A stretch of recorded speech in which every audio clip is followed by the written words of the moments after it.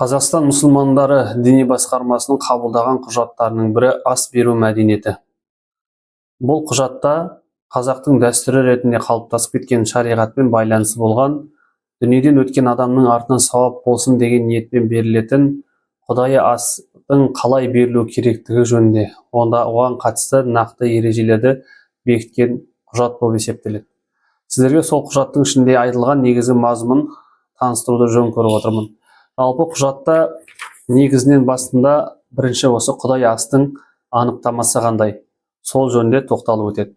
Кейін бұл осы құдай асты берудегі мақсат не, одан кейін өзектілігі, одан кейін тарихи түсінігі. Кейін құдайы ас берудің мәні, халық дәстүріндегі құдайы астар, құдай ас берудің діндегі орны, әдет-ғұрыптың жаңаша сипат алуы, құдайы ас беру мәдениетінің негізгі 7 тірегі деген секілді осындай тақырыптар қамтылған. Жалпы құдай ас, жаңа жоғарыда айтып өткеніміздей, ол дүниеден өткен адамның артынан сауап болсын деген мақсатпен берілетін асты айтамыз. Бұл өңірлерге байланысты әртүрлі атаулармен аталуы мүмкін.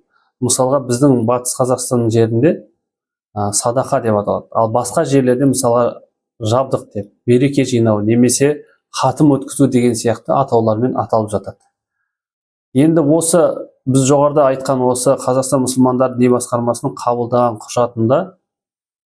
құжатының негізгі мақсаты ол Қазақстанның барлық аймағында шариғат шеңберінде салт дәстүрімізді ескере отырып, отбасылардың әлеуметтік жағдайына салмақ салмайтын және ысырапқа жол бермейтін құдайы ас беру мәдениетін қалыптастыру және насихаттау. Құдай ас беру ата-бабамыздан келе жатқан халықтық дәстүр мен ұлттық мәдениетіміз болғандықтан, оның бүгін заман талабына сай кейбір тұстарын бірізділікке келтіріп, келешек ұрпаққа аманат етіп тапсыру. Міне осы жоғарыда айтып отырған құжаттың болашақта алдағы уақытта біз ішінде айтылған тақырыптар бойынша егжей-тегжейлі тоқталатын боламыз.